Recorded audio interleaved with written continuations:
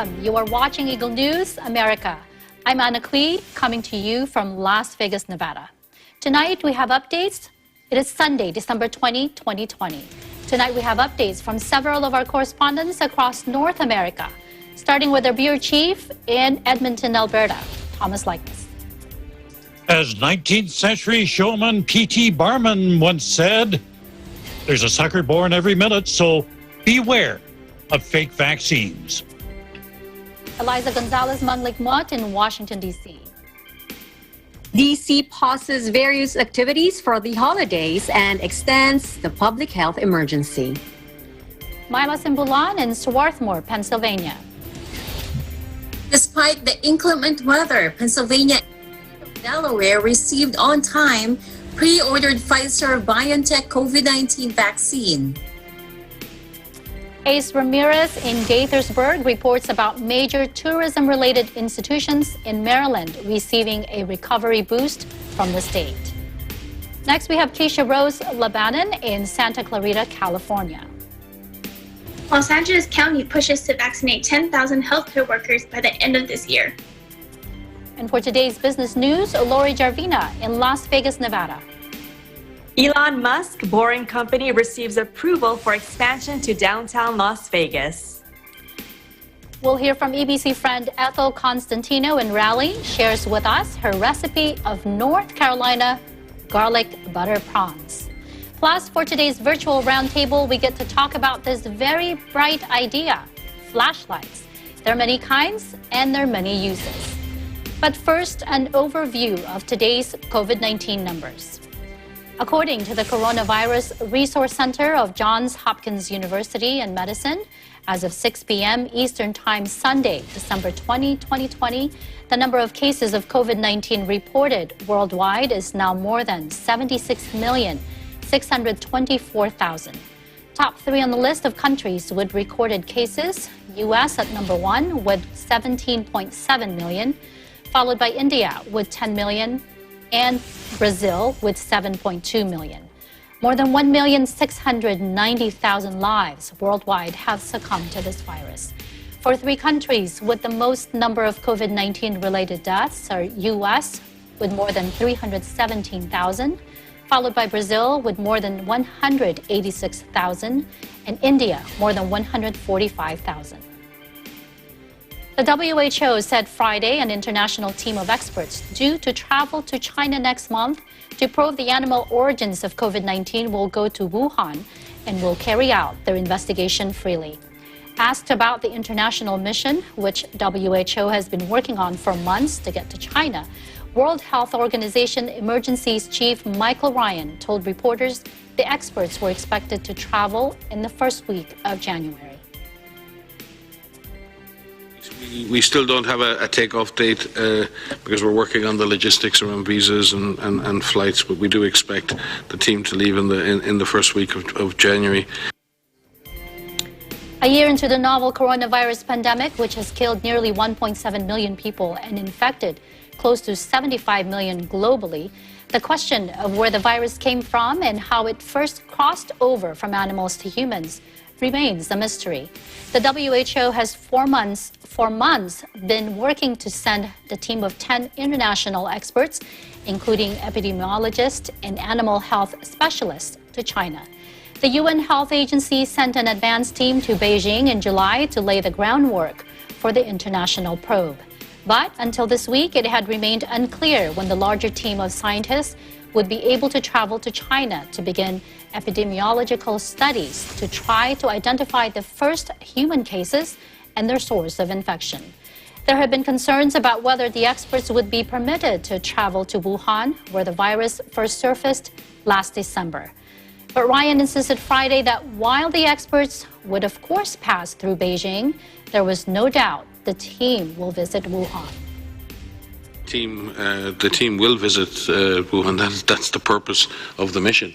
Clearly, the team will pass through and by Beijing, as is the necessary part of any mission that's considered to be a joint approach, and we will show good courtesy to our colleagues in China in doing that. But the purpose of the mission is to go to the original point at which human cases were detected, and that we fully expect to do that. We will operate as we would operate in any member state, at their invitation, with gratefulness for their support to that, and with the full intention of pursuing the scientific principles that this organisation has always stood for. And we will continue to do that and provide all the support necessary for the international team that we have brought together in order to find and learn more about the origin and source of this virus. Vaccine is on the way. It is a source of great hope, and we should celebrate that vaccines are coming. But the next 3 to 6 months are going to be tough. Countries that currently have intense community transmission are likely for that transmission to intensify. Countries that have had good control on the disease may struggle to maintain that control on the disease, and you've seen that in a number of countries. Meanwhile, Mayor Claudia Sheinbaum said Friday Mexico City and the neighboring state of Mexico will suspend all non-essential activities from this weekend because of a spike in the number of coronavirus cases. The mayor said only essential activities such as the sale of food, energy, transport, manufacturing, and financial services will be allowed. La Ciudad de México entra a semáforo rojo y por tal motivo, junto con el Estado de México, a partir del día de mañana, pues tenemos que disminuir la actividad, disminuir la movilidad. Son las actividades esenciales las que quedarán realmente activas. The new measure will be in effect until January 10. Sheinbaum said Mexico City was close to 75% of its hospital capacity and that admissions were on the rise despite repeated calls to the population to reduce their non-essential movements. Health Undersecretary Hugo Lopez-Gatell said a combined 23 million people live in Mexico City and Mexico State, and the increasing number of deaths has made it necessary to take extraordinary measures. Mexico State Governor Alfredo Del Mazo said his state would also take drastic measures to slow down the rate of infection. Mexico, a country of 128.8 million people, has recorded nearly 1.3 million infections and more than 116,000 deaths. In Mexico City alone, there have been more than 277,000 cases and more than 19,500 deaths. In other news, congressional leaders are trying to resolve sticking points in a roughly $900 billion measure aimed at providing emergency relief for millions of Americans on the verge of losing key benefits. Take a look. We've had productive discussions this week. I appreciate the good faith spirit that has characterized my talks with Democratic leaders, Speaker Pelosi, Leader McCarthy, Secretary Mnuchin. But the American people cannot feed their families or pay their bills with Congress' good faith discussions. They need us to act. We need to conclude our talks, draft legislation, and land this plane. Even though there are several issues that haven't been closed out yet, we continue to make good progress on all issues but one. The number one outstanding issue is a proposal by the Republican senator from Pennsylvania. This proposal is a new entrant. It hadn't been an important feature of our negotiations over the past few weeks. Only in the past few days have Senator Toomey and Senator McConnell introduced this specific provision.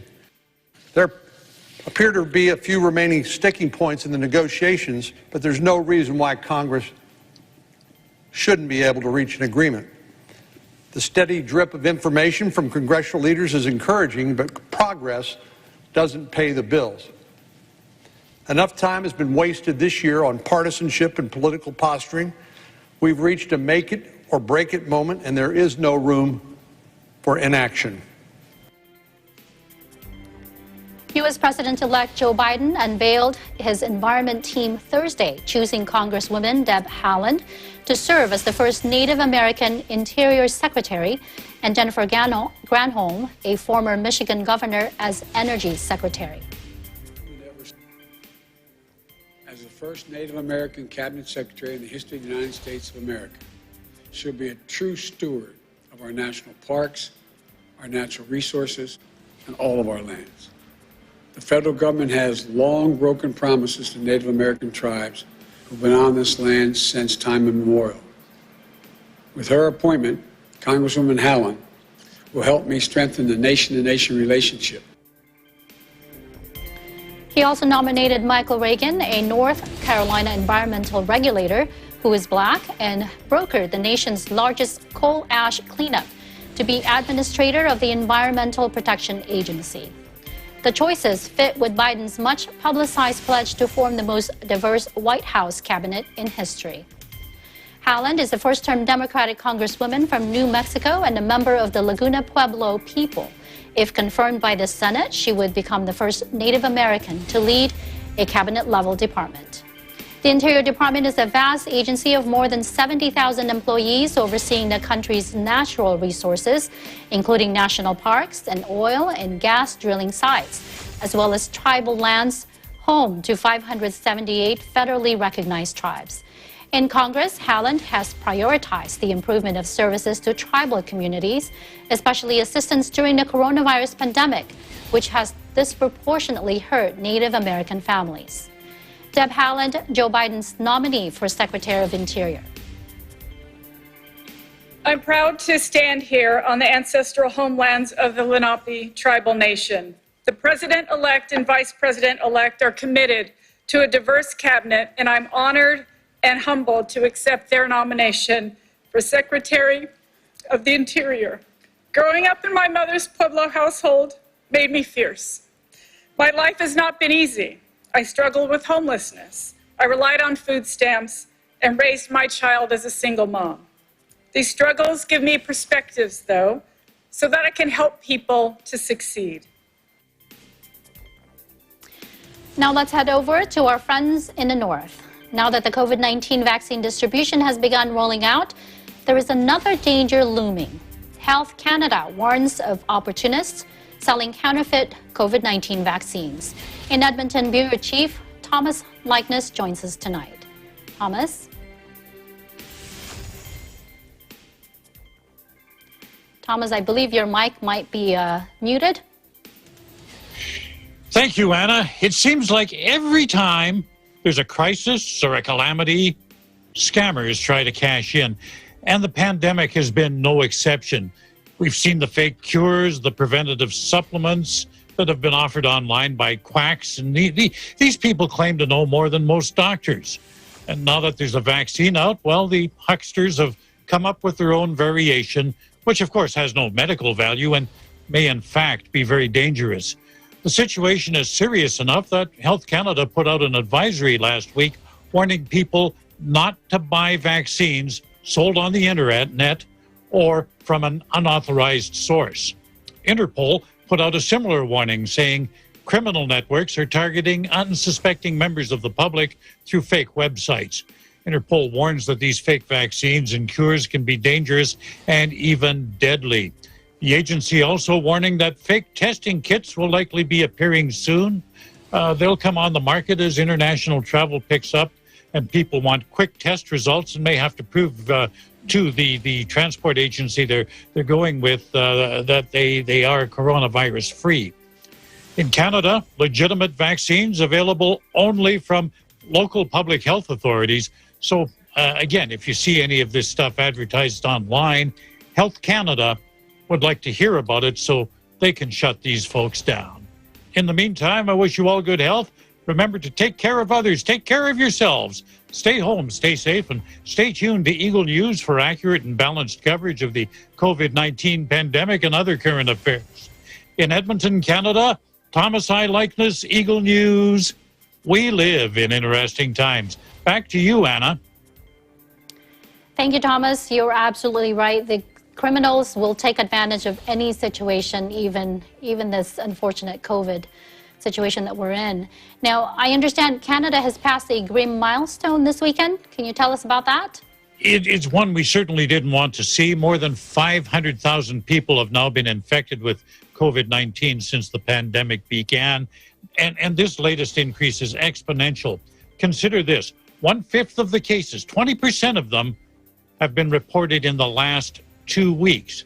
Now let's go back to the middle of November, and you'll find another 100,000 people got infected. In slightly over a month then, we've had a 40% increase in the number of infected people. The more ugly number is the death toll. Now again, it's just over 14,000. Again, a big increase in the last month. So clearly the second wave is worse than the first. Yes, so we're hearing the same numbers all around, even here in the U.S., as I'm sure you know. And with the holiday weekend, you know, medical experts are, again, reminding everyone to avoid gatherings and just a few short days. How about there in Canada? Is there an indication people will follow public health guidelines with these numbers? This one I'm worried about, and public health officials are very worried about, because there's a growing number of people clamoring, we've got to save the holidays. They want the government to ease restrictions. No, they just have to ease them for 3 days, and then we can go back to the restrictions. They want to be able to celebrate the holidays with family and friends next weekend, but they just don't get it. I've got to wonder, have they been reading too many greeting cards, watching too many of those holiday movies? They keep hanging on to the hope now that the vaccine is out.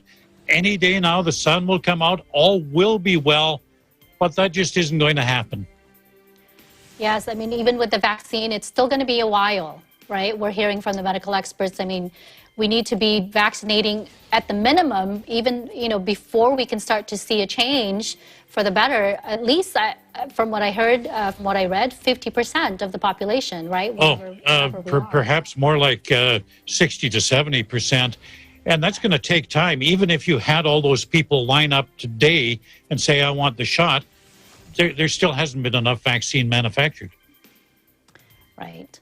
Well, let's hope we can just, you know, what can we say, Thomas? We can only hope, because we're just now, you know, seeing numbers from the Thanksgiving holiday weekend, you know, so hopefully it won't be as bad for the next 2 weeks. Oh, hopefully Thank you, not. Thomas, but even for your report. Thank you, Anna. You stay safe. You too. When we come back, updates from our correspondents in Washington, D.C. and Swarthmore, Pennsylvania. This is Eagle News America. I'm Anna Cui. Stay with us.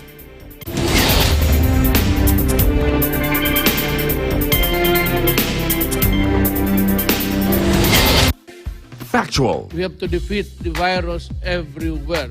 Timely information. Balanced, not only in the country, but also abroad. I'm certain of one thing. Interviews that people need to know. Watch Aguila Pilipinas, a 1-hour newscast of reports coming from regional hubs in Luzon, Visayas, and Mindanao. Know the important updates in Asia in ASEAN in Focus.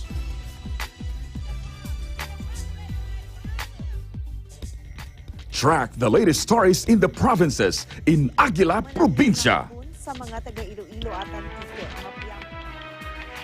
Tune into Mata ng Aguila, the evening primetime news program of Net25.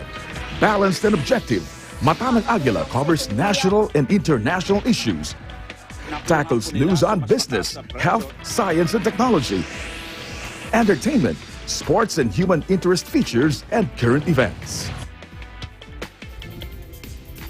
And Eagle News International delivers the latest global reports, impartial, accessible, and up-to-date.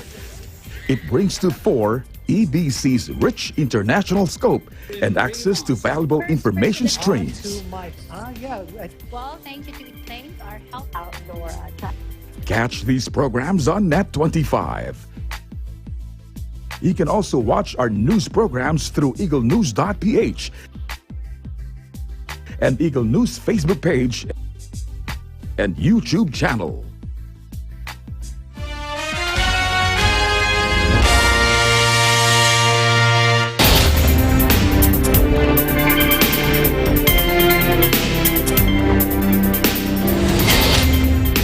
Watching Eagle News America, I'm Anna Cui in Las Vegas. D.C. Mayor Muriel Bowser Friday ordered to pause various activities in the district. The order also extends the state of emergency and public health emergency for Washington, D.C. In Washington, Eliza Gonzalez Manglikmot joins us this evening for the details. Eliza?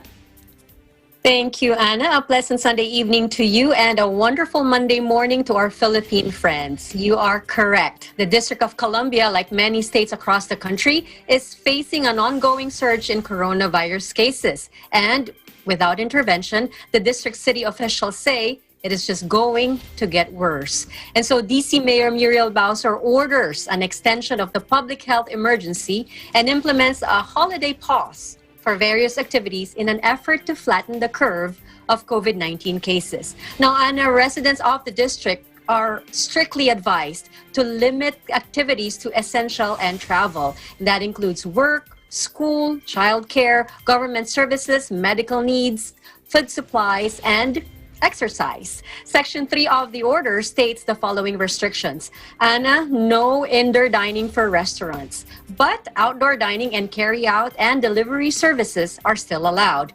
Museums must be closed. Sorry to say, staff and contractors, however, may enter the premises of these buildings only for minimum business operations. Libraries are to close indoor service to their patrons and will return to pick up and drop off of materials only. Now, the Department of Parks and Recreations may only offer reservations for individual swim and fitness room sessions. Non-essential businesses are required to telework, except in-person staff needed to support minimum business operations. And the DC Circulator National Mall route is suspended for the moment. Section 4 of the order states that it repeals the previous occupancy limits for retail food sellers. Now, what are the details of this? Food sellers and big box stores selling essential and non-essential goods are no longer subject to the 25% or 250% occupancy cap. Stores are to make plans that provide for safe social distancing between persons and limit their occupancy to the extent necessary for safety. Anna, the holiday pause order on the activities we just mentioned shall be effective 10 p.m. this Wednesday, December 23, 2020, through 5 a.m. of January 15, 2021. And the public emergency order has been further extended through March 31st of next year. Now, the lifting of the restriction of pertaining to occupancy limits for retail food sellers is effective immediately. For tonight's weather here in the nation's capital, it is now 42 degrees Fahrenheit or 6 degrees Celsius. In Washington, Eliza Gonzalez Manglikmot, Eagle News, we live in interesting times. Back to you, Anna. Thank you, Eliza. 42 degrees Fahrenheit. So that's tough, for the outdoor dining out there, right? Now, yes. How do you think these restrictions are received, Eliza, not just there in the district, but across the nation? That despite the arrival of the vaccine, states are coming up with new restrictions that regress to how it was when the pandemic started. That's true, Anna. Like what we have reported the other week, outdoor dining is still okay. However, once it reaches 32 degrees, then it is no longer allowed. Now, people are anxious to go back to how it was. Walk the streets without having to worry if you are keeping a safe distance from those around you, or to converse without having to breathe through a face covering, or, to just be able to dine out again with friends and colleagues without limiting your group to just your family unit. But let's go back to what Michael Ryan, the chief of the WHO Emergency Response Program, said earlier. while it is true that the vaccine has made its way to the priority groups and it is on its way to the rest of us, this is a source of great hope and celebration. But Michael Ryan also warns us that the next 3 to 6 months are going to be very hard. And countries who are now experiencing intense community transmission are more than likely to have that rate of transmission intensify. And for countries or states or cities who may have had a good control on the pandemic, they may struggle to keep that control on the disease. So even if it feels like the restrictions are never ending, strict now, stricter tomorrow, less strict the next day, but until we are sure that we are truly out of the woods, like what Thomas said, it's always better to be safe than sorry. Because why would our state leaders keep us locked down if there are no real threats to our safety, right? Anna? Yes, you're absolutely right, Eliza. We repeatedly remind our viewers that, that it's really just, better to just follow the guidelines, right? I mean, trust the experts. They're the ones who are looking at, the numbers and all that. And, with the vaccine, yes, it is good news. We have it, but it's certainly not going to happen overnight, right? No. I mean, they're telling us it's going to take months. And depending on how it's actually harder, even though we have the vaccine, if the virus is at these alarming rates, it's going to be harder to contain it, even with the vaccine. Correct. Still at record-breaking numbers, Anna. Exactly. Well, Eliza, thank you for joining us. Pleasure to have you on the show today. Stay safe. Always. Nothing can stop it now. Despite the snowstorm that recently hit the northeastern U.S., the arrival of the Pfizer and BioNTech COVID-19 vaccine for the states of Delaware and Pennsylvania was on time. In Swarthmore, Bureau Chief Myla Simbulan tells us all about it. Myla? That's right, Anna. Last week, parts of the state of Pennsylvania experienced heavy snowfalls that affected roads and created dangerous conditions. But this did not stop the arrival of the first delivery of the anticipated COVID-19 vaccine. Here's Dr. Rachel Levine, Secretary of the Department of Health in Pennsylvania, to tell us more. Take a look. As you know, however, vaccine deliveries have begun in Pennsylvania and nationwide. Now, this is great news, but the process has just started. 16 hospitals have successfully received a vaccine and have begun vaccinating healthcare workers. Right now, 1,205 doses of vaccine have been administered to healthcare workers as of noon today. And so far, we have not had any reports of adverse side effects. The remainder of this week's allotment of 97,500 doses is on its way to the 71 remaining hospitals. So in the first 3.5 days of this effort, things are moving smoothly in Pennsylvania. The initial 97,500 doses have been slated for 87 hospitals across the state, identified to receive vaccine directly from Pfizer by Monday, December 21st. Philadelphia County Health Department received 13,650 doses and is distributing to hospitals in the county. As additional allocations become available, more hospital sites will receive the Pfizer BioNTech COVID-19 vaccine over the next several weeks.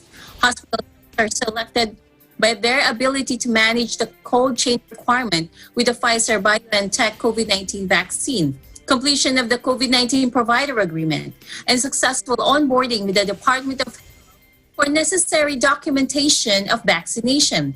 The number of doses, recipient hospitals, and arrival dates are subject to change based on updated information from the federal government and Pfizer. Meanwhile, in my neighboring state of Delaware, the Delaware Division of Public Health, or DPH, announced that Delaware has received the remaining 7,800 pre-ordered doses of the Pfizer BioNTech COVID-19 vaccine. Delaware, which pre-ordered the Pfizer, is one of the first states in the nation to receive it. The initial shipment of 975 doses arrived at BayHealth's Kent County campus in Dover. Delaware Governor John Carney and BayHealth announced Tuesday that Elizabeth Coate, a progressive care unit nurse at BayHealth, was the first in the state to receive the vaccine. On the first day of vaccination, BayHealth was able to administer 88 doses of the vaccine, according to information reported by the healthcare system. Here's Delaware Division of Public Health Dr. Karil Ratai to tell us more. Take a look. This really marks a turning point for us in this pandemic, this long, difficult year.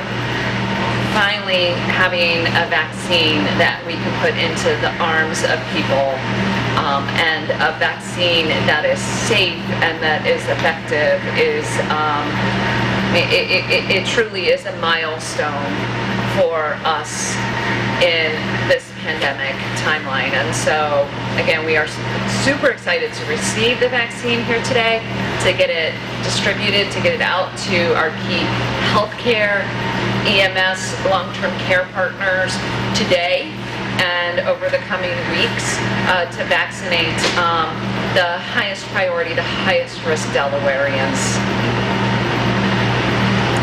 The Pfizer BioNTech COVID-19 vaccine was granted emergency use authorization by the U.S. Food and Drug Administration last week. FDA's advisory committee will meet on Thursday to review manufacturer Moderna's application for an emergency use authorization. If approved over the weekend, Delaware could receive an initial shipment of 16,700 doses of Moderna next week. DPH will also receive an additional 3,900 doses of the Pfizer vaccine next week, an additional 6,825 of Pfizer doses. The program for vaccinating long-term care resident staff in the coming weeks, bringing the total of Delaware's Pfizer allotment for the week of December 21st, 2020 to 10,725 doses. The Pfizer BioNTech COVID-19 vaccine is authorized for use in persons 16 and older. The FDA and the Centers for Disease Control and Prevention, or CDC, are advising women who are pregnant or breastfeeding, individuals who have experienced allergic reactions to other vaccines, and those who have compromised immune systems should discuss the benefits and risks of taking the vaccine with their medical provider before receiving it. In Swarthmore, Pennsylvania, Myla Simbula and Eagle News, we live interesting times. Back to you, Anna. Thank you, Myla. Now, what's the tell us about the distribution plan for the vaccine there in Pennsylvania? So in Pennsylvania, the vaccine will be available in 3 phases. The first will be what they call the critical populations. Because of the limited supply of vaccine, the first phase is expected to take several months. Initial administration of those doses will be according to what they call the ACIP recommendations of vaccine administration. EMS, first responders, healthcare workers, and resident staff in the congregate care settings are the ones who will initially receive it. In the second phase, the department anticipates more vaccine doses will be available. This will allow vaccination of those that are not vaccinated in the first phase and those still essential workers who cannot work remotely and must work in proximity to others. And then, Anna, the third phase is vaccinating all persons of any age not previously vaccinated. Once the department has a sufficient supply of vaccine, of course, we still don't know how many Pfizer or those companies will be able to produce. So in this phase, the entire population will have access to a safe and effective COVID-19 vaccine. Anna? Thank you, Myla. Well, I believe the Moderna vaccine has also been given the emergency use authorization. So that's more good news as far as vaccines go. And, hopefully Moderna will also be shipping out as soon as, I believe, this coming week. So more good news. Thank you, Myla, for joining us tonight. Thanks, Anna. You too. When we come back, updates from our Eagle News correspondents in Gaithersburg, Maryland, Santa Clarita, California, and Las Vegas, Nevada. This is Eagle News America. Stay with us.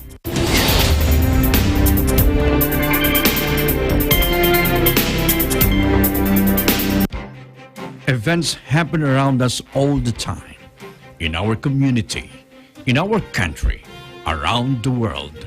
Events that affect people, move communities, or simply inspire us.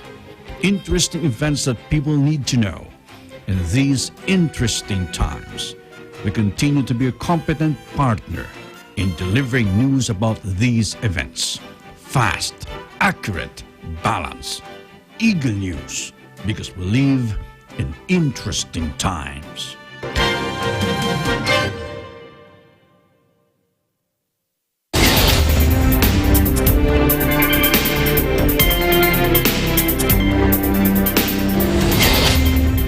This is Eagle News America. I'm Anna Cui in Las Vegas.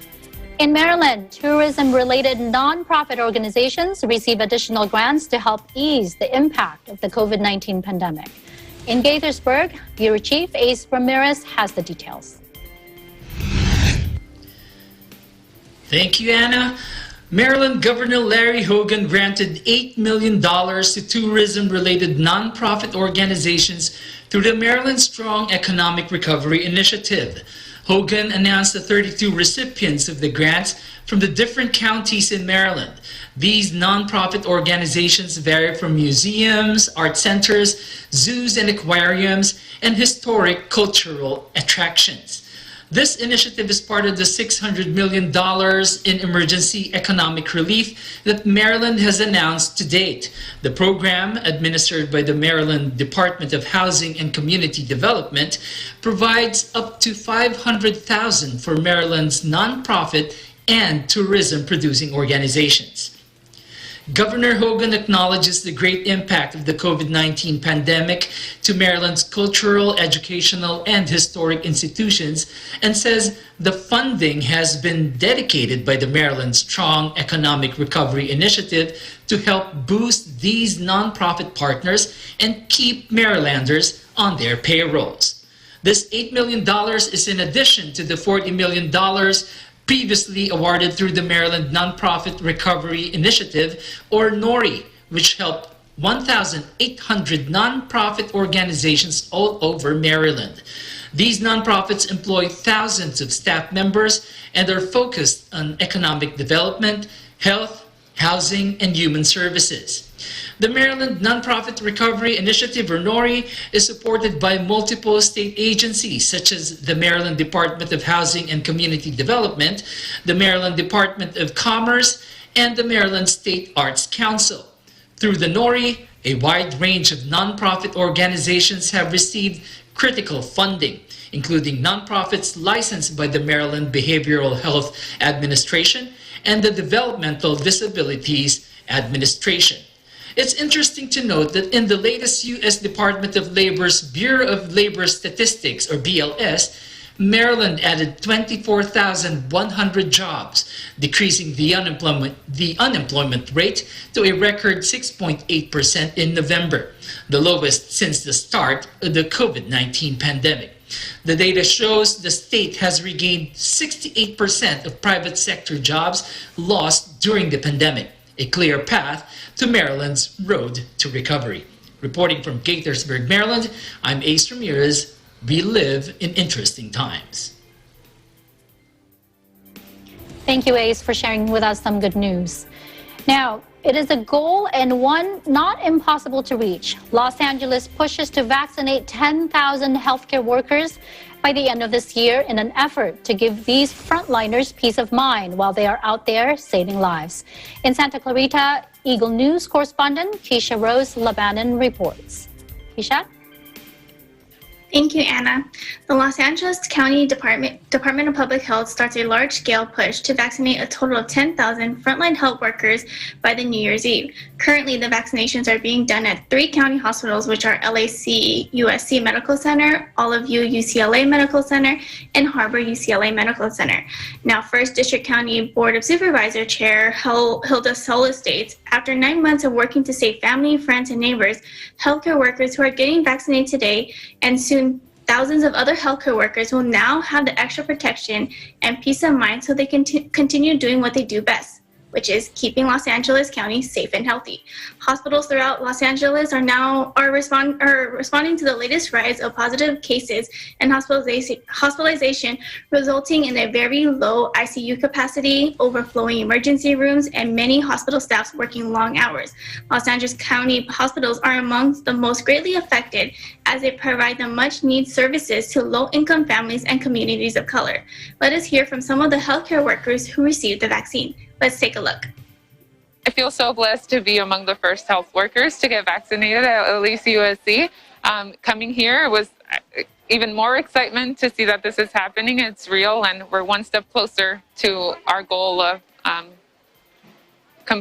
eradicating this pandemic that has been so devastating to our whole country and the whole world, really. Such a great honor to be able to give our frontline workers and heroes here at the hospital access to the vaccine. The vaccine offers our hope and the light at the end of the tunnel for this pandemic, and it also gives our workers a peace of mind over the holidays, that they can hug their family members and not worry about coming to work and bringing the infection home, and so that really is what today is about. It means now that I can feel safe doing my job. It means that we can have more people come. You know, it's been a mild fear, but now we won't no longer have that fear at all. I feel very honored. I feel excited about it. So finally, we have a way out of this. Ano ang sasabihin ko sa mga kapwa ko Pilipino na natatakot na makuha yung vaccine sa ngayon? Masasabi ko lang na hindi sila dapat matakot dahil this is called the mRNA vaccine. Hindi ito tulad ng mga, tulad ng ibang vaccine na ito'y gawa sa egg or they have to grow it in the lab. I would still think this, ang vaccine na ito ay mas marami pa ring advantages kesa sa mga disadvantages of getting the COVID virus. So the trials and the data that they produce actually show that it's very safe and very efficacious, and they've even shown it in minority communities in particular about how safe it is. So we look forward to starting this front line and continuing on the front line to be able to care for our patients and then stopping this pandemic once and for all. With limited vaccines at hand from the first shipment, county public health officials are giving priority to the highest risk frontliners, including those working in intensive care units and emergency rooms. In Santa Clarita, California, Keisha Rose, Lebanon, Eagle News, we live in interesting times. Back to you, Anna. Thank you, Keisha. I love that public service announcement spoken in Tagalog by that one nurse. That's so heartwarming. It is. I definitely agree. Yes. And it's good to see, that they're so excited and so thankful for, having been able to get the vaccine already.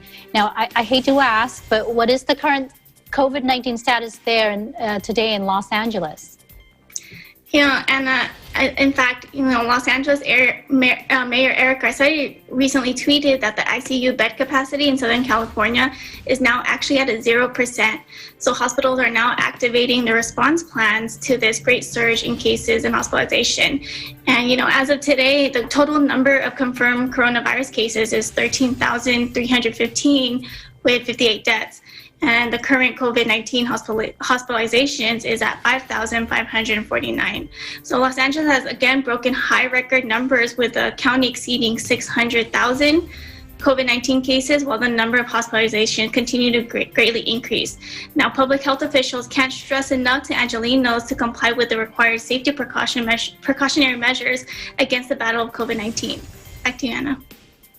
Thank you, Keisha. Well, I hope you stay safe. Thank you for your report, and spread that news to all of your friends and family to do the same. Follow the health guidelines. Thank you. You stay safe, Tiana.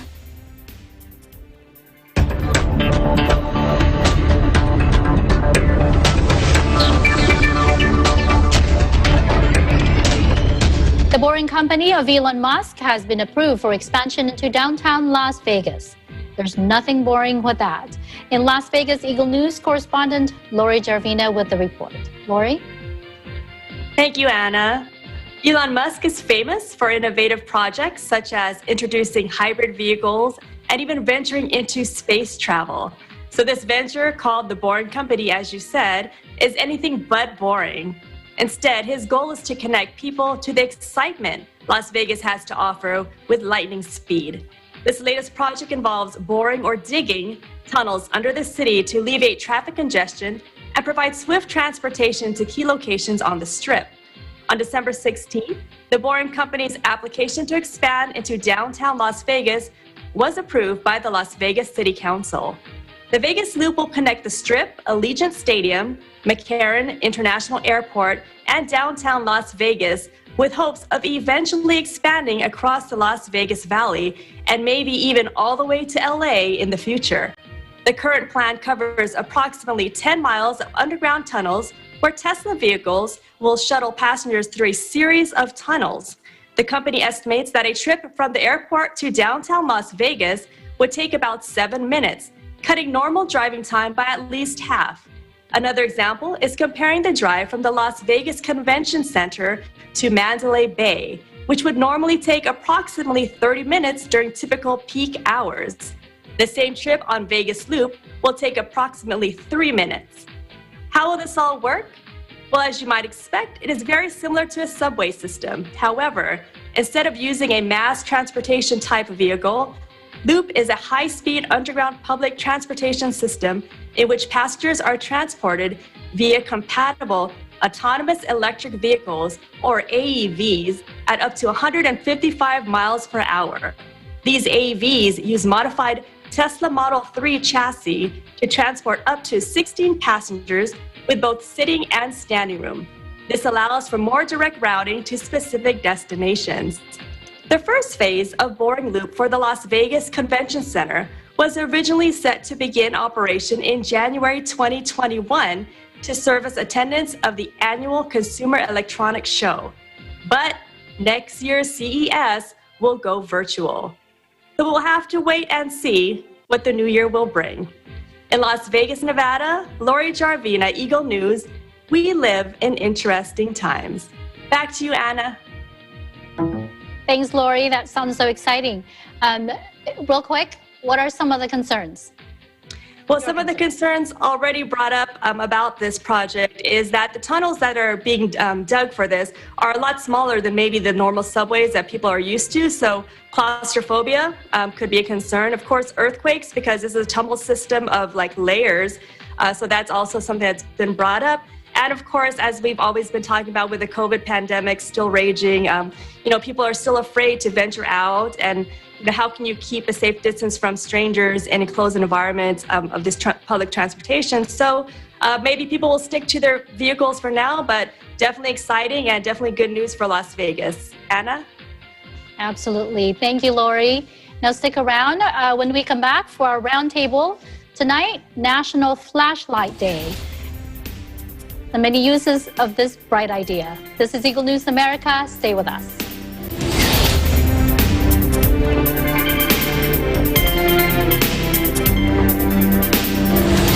Hey there, Arnie Aquino here at Hatley Castle, one of the filming locations for the X-Men series. Don't forget to tune in to Digital Nest only on Net 25.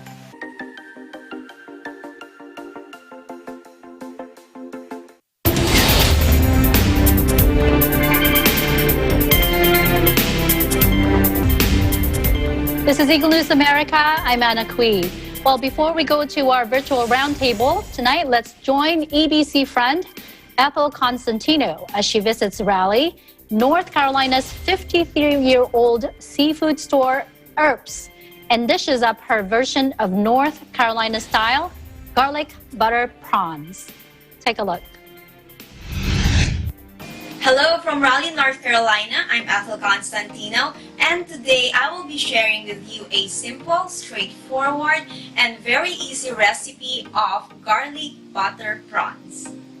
I have a little problem though. I don't have the prawns yet. Would you like to drive with me to downtown Raleigh to get some? Okay, let's go! We are going to visit the oldest seafood store in the area. On our way, I will show you a glimpse of downtown Raleigh. Look at that beautiful view of the historic city center of Raleigh, North Carolina. Raleigh is the capital city of this state, and it is known as the City of Oaks. We are going to take a U-turn to go to the other side to reach our final destination, the Earps Seafood Store. We are now here at the Earps Seafood Store. They sell different kinds of seafood. They've been doing business for more than half a century. Yes, the oldest fish store in Raleigh. Been here 53 years. Can I get 2 pounds of those? Let's check out. Bye guys, thank you. Now that we have the prawns, we can start cooking. And these are the ingredients that we will be needing. A stick of unsalted butter, 1/4 cup of olive oil, 1/3 cup of chopped garlic, 2 pounds prawns, salt and pepper, lemon wedges and green onions for garnish. We will also be needing a pan. First, add olive oil, butter, and garlic in a pan over medium-high heat. The olive oil will help in keeping the butter from being burnt, and adding the garlic early on will also prevent it from being burnt. When the garlic has turned brown, we may now add our prawns. Cook the prawns for 7 to 8 minutes until the color turns bright orange. Season with salt and pepper, give it a toss, and voila! Let's transfer this on a serving plate. Garnish with green onions and lemon wedges. Serve and enjoy! I hope you enjoyed our side trip to downtown and making garlic prawns with me. In Raleigh, North Carolina, I'm Ethel Constantino, Eagle News. We live in interesting times. Back to you in the studio. Thank you, Ethel. That looks delicious. Now, December 21 is National Flashlight Day. And before we proceed to our virtual roundtable or show and tell tonight, let's find out a few facts about this very bright idea of an invention. According to nationalcalendar.com, in 1899, the invention of the dry cell and miniature incandescent electric light bulbs made the first battery-powered flashlights possible. Today, we use flashlights that are mostly incandescent lamps or light-emitting diodes. These gadgets run on disposable or rechargeable batteries. Some are powered by the user turning a crank or shaking the lamp, and some have solar panels to recharge the battery. Aside from the general-purpose handheld flashlight, other forms have been adapted for particular uses. There are head or helmet-mounted flashlights designed for miners and campers, leaving their hands free. Special flashlights provide light underwater and even in flammable atmospheres.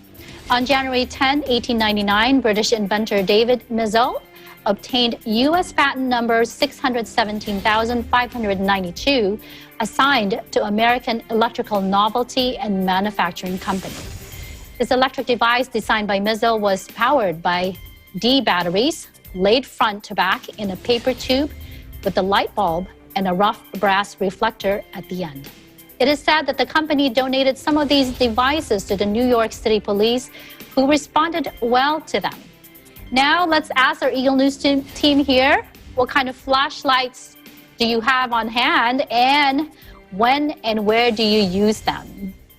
We'll start with Eliza in Washington. Eliza? Well, hi, Anna. I have these flashlights beside me. I have a medium-sized one. Look, let me show you how strong it is.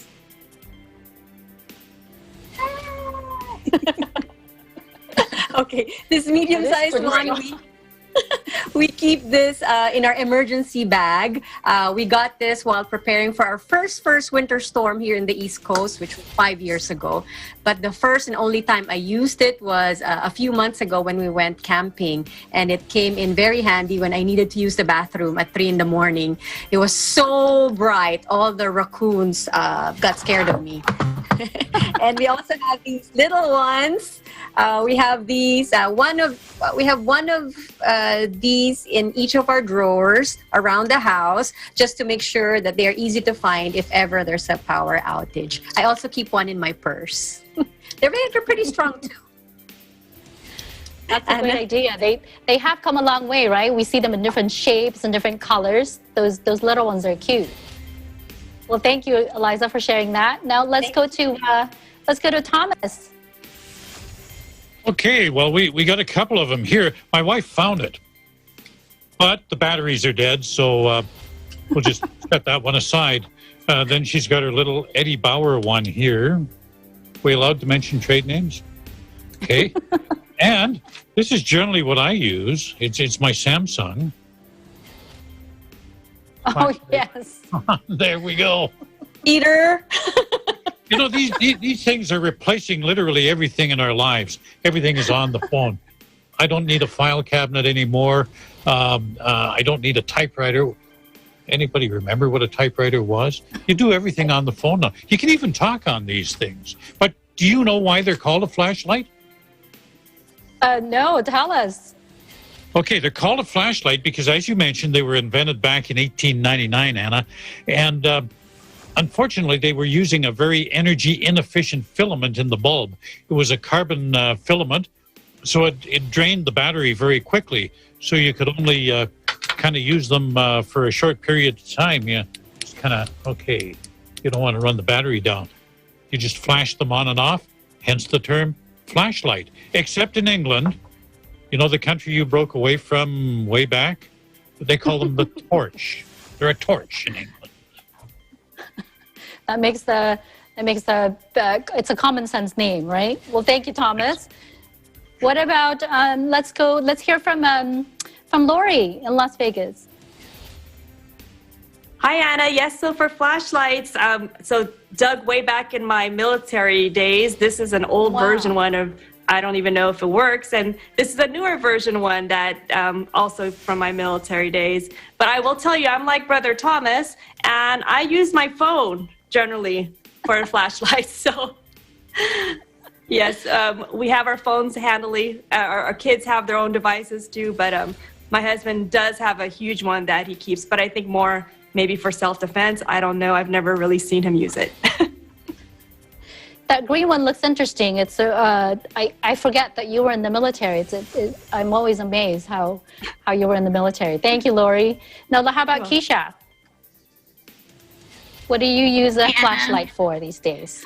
So I have one, like a medium-sized one in my emergency bag as well. And then I'm like Thomas, who uses the phone because it's so convenient. I always have my phone, right? But I also have one that I put on my head. It's right here. I use it like when I walk my dog, or especially since now it's getting darker early. So it does have like different functions. So it has that one. And then I think has this one too, so it alerts. So I use it when I walk my dog or if I'm going on a bike ride. Nice. That's pretty handy. Thank you for sharing that. Some of us can use that.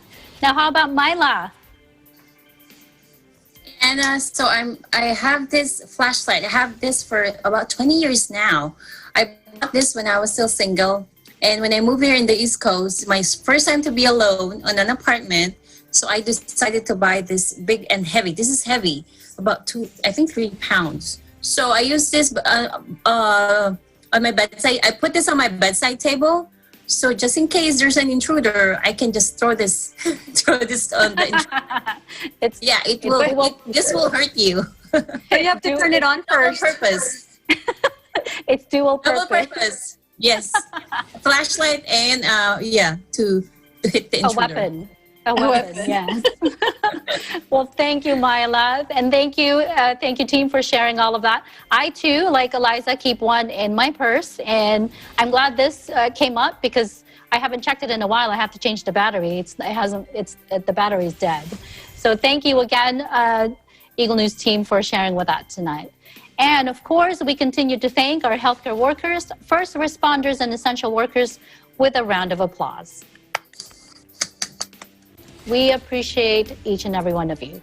That is today's Eagle News America. Thank you so much for joining us. I'm Anna Kui, and we live in interesting times.